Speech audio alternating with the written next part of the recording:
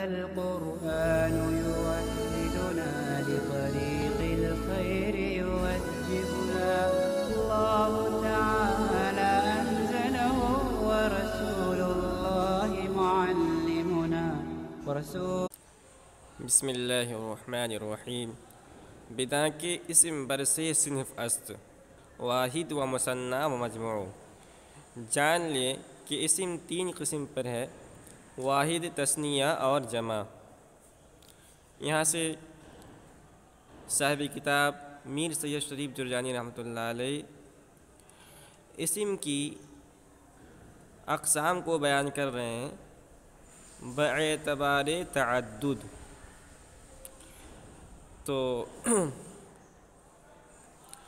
سب سے پہلے مصنف رحمۃ اللہ علیہ نے اسم کی عموم و خصوص کے اعتبار سے دو قسمیں بتائی تھی: معرفہ اور نکرہ. پھر جنس کے اعتبار سے اسم کی دو قسمیں بتائی تھی: مذکر و مؤنث. اور یہاں سے تعدد کے اعتبار سے اسم کی اقسام کو بیان کر رہے ہیں. تو تعدد کے اعتبار سے اسم کی تین قسمیں ہیں: واحد، تثنیہ اور جمع. تو اسی کو کہہ رہے ہیں بنا کے اسم برسے صنف است. جان لیں کہ اسم کی تین قسمیں ہیں: واحد و مثنیٰ و مجموع. واحد، مثنیٰ اور مجموع.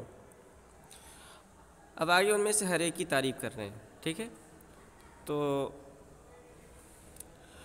واحد کے لغوی معنی آتے ہیں ایک، اور اصطلاح میں واحد وہ اسم ہے جو ایک پر دلالت کرے، جیسے کہ رجل، ایک مرد.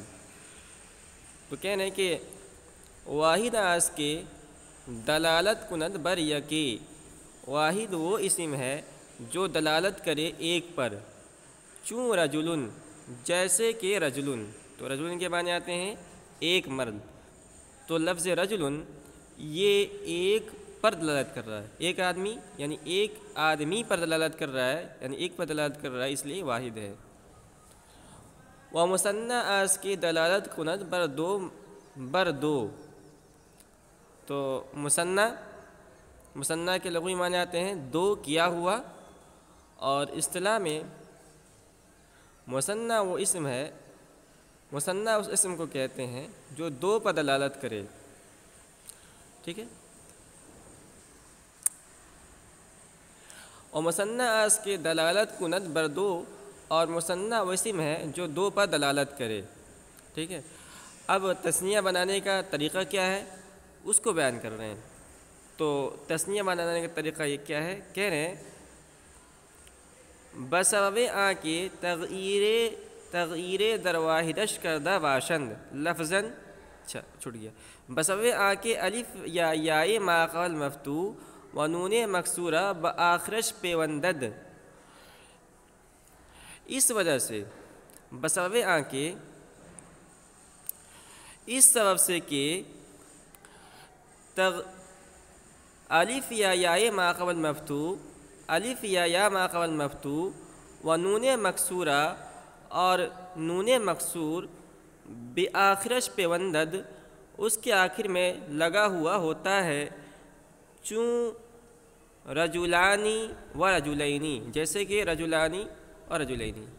تو اس عبارت میں مصنف رحمۃ اللہ علیہ نے تثنیہ بنانے کا قاعدہ ذکر کیا ہے کہ عربی زبان میں تثنیہ بنانے کا طریقہ یہ ہے کہ واحد کے آخر میں نون مکسورہ لگا دیا جائے، اور اس سے پہلے الف ما قبل مفتوح یا ما قبل مفتوح زیادہ کیا جائے، تو وہ واحد تثنیہ بن جاتا ہے. جیسے رجل ہے، تو رجل سے اگر ہمیں تثنیہ بنانا ہے تو سب سے پہلے کیا کریں گے کہ اس کے آخر میں، یعنی رجل کے آخر میں نون مکسورہ لگائیں گے.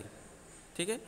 اور نون مکسورہ لگانے کے بعد اب دو کام کرنا ہے، دو کام میں سے ایک کرنا ہے. یا تو اس سے پہلے، یعنی نون مکسورہ سے پہلے الف ما قبل مفتوح لگا دیں گے، یا ما قبل مفتوح بڑھا دیں گے، تو وہ یہ بن جائے گا تثنیہ. تو رجل سے اگر تثنیہ بنانا تو بنے گا رجولانی اور یا رجولینی، دونوں میں سے ایک بنے گا. اور تثنیہ کا دوسرا نام، مثنیٰ کا دوسرا نام تثنیہ ہے. تو اسی کو بیان کر رہے ہیں بسبب آ کے الف یا ما قبل مفتوح، اس سبب سے کہ الف یا ما قبل مفتوح و نون مکسورہ اور نون مکسورہ بآخرش پیوندد اس کے آخر میں لگا ہوا ہوتا ہے، چوں رجلانی و رجلینی جیسے کہ رجلانی اور رجلینی. و مجموع اس کے دلالت کند بر بیش از دو. یہاں سے جمع کی تعریف بیان کر رہے ہیں مجموع کی. تو مجموع کے لغوی معنی آتے ہیں جمع کیا ہوا، اور اصطلاح میں مجموع وہ اسم ہے جو دو سے زائد غیر معین پر دلالت کرے. تو واحد ایک پر دلالت کرتا ہے، مثنیٰ دو پر دلالت کرتا ہے، اور مجموع دو سے زائد غیر معین پر، یعنی دو سے زائد تین پر بھی دلالت کرتا ہے، چار پر بھی، پانچ پر بھی، چھ پر بھی، 10 پر بھی، 50 پر بھی، 100 پر بھی. تو جمع کے اندر تعین نہیں ہوتی ہے. تو مجموع نحویوں کی اصطلاح میں وہ اسم ہے جو دو سے زائد غیر معین پر دلالت کرے. تو اسی کو بیان کرنے کہ مجموع اس کی دلالت کند بر بیش از دو، اور مجموع وہ اسم ہے جو دلالت کرے دو سے زائد پر. اب جمع بنانے کا قاعدہ کیا ہے اس کو بیان کر رہے ہیں. بیسویں آ کے تغیر در واحدش کردہ واشن لفظاً، کہہ رہے ہیں اس سبب سے کہ اس کے واحد میں کوئی تغیر کیا گیا ہو. بیسویں آ کے تغیر در واحدش کردہ واشن، اس وجہ سے کہ اس کے واحد میں کوئی تبدیلی کیا گیا ہو. اب یہ تبدیلی یا تو لفظاً ہوگی، لفظاً چوں رجالن، یہ تبدیلی یا تو لفظاً ہوگی جیسے کہ رجالن. تو جمع بنانے کا قاعدہ یہ ہے، مجموع بنانے کا قاعدہ یہ ہے کہ اس کے واحد کے حروف یا حرکات میں کچھ تغیر کر دیا جائے. تو واحد کے حروف یا حرکات میں کچھ تبدیلی اور تغیر کرنے سے وہ واحد جمع بن جاتا ہے. اب تغیر کی دو شکلیں ہیں، یا تو لفظاً تغیر کیا گیا ہو، یعنی واحد اور جمع کے درمیان لفظاً فرق ہو، بالکل صاف نظر آ رہا ہو. جیسے میں نے مثال دی ہے رجالن، رجلن کی جمع آتی ہے رجالن، تو رجلن الگ ہے اور رجالن الگ ہے، دونوں کے اندر لفظاً ایک الف کا فرق ہے. تو یہ تغیر لفظی ہوا، تغیر ہوا لفظاً. تو اسی کہہ رہے ہیں کہ بیسویں آ کے تغیر در واحدش کا دواشن، اس وجہ سے، اس سبب سے کہ اس کے واحد میں کچھ تغیر کیا گیا ہو لفظاً. اب وہ تغیر یا تو لفظاً ہو، چوں رجالن جیسے کہ رجالن، رجلن کی جمع رجالن ہے، یا تقدیراً چوں فلکن کہ واحدش نیز فلکن است، یا وہ تبدیلی اور تغیر تقدیراً ہو جیسے کہ فلکن کہ واحدش نیز فلکن است، کہ اس کا واحد بھی فلکن ہے. تو فلکن یہ واحد بھی ہے اور فلکن یہ جمع بھی ہے. تو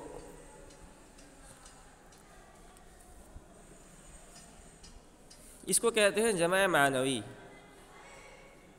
تو جس کے واحد میں لفظاً تغیر نہ کیا گیا بلکہ تقدیراً تغیر کیا گیا ہو. تو تغیراً تقدیر کا کیا مطلب ہے؟ تقدیراً تغیر کا مطلب یہ ہے کہ واحد اور جمع کے درمیان فرق صرف اعتباری ہو، پڑھنے میں دونوں ایک جیسے ہوں اور فرق صرف اعتباری ہو. جس نے انہوں نے مثال دی ہے فلکن، فلکن کے معنی آتے ہیں کشتی، اور اس کا جمع ہی فلکن آتا ہے. تو فلکن اور فلکن، پہلا فلکن واحد ہے، دوسرا فلکن یہ جمع ہے. دونوں کے اندر لفظاً کوئی فرق نہیں ہے، پڑھنے میں دونوں ایک جیسے ہیں، بس فرق اعتباری ہے.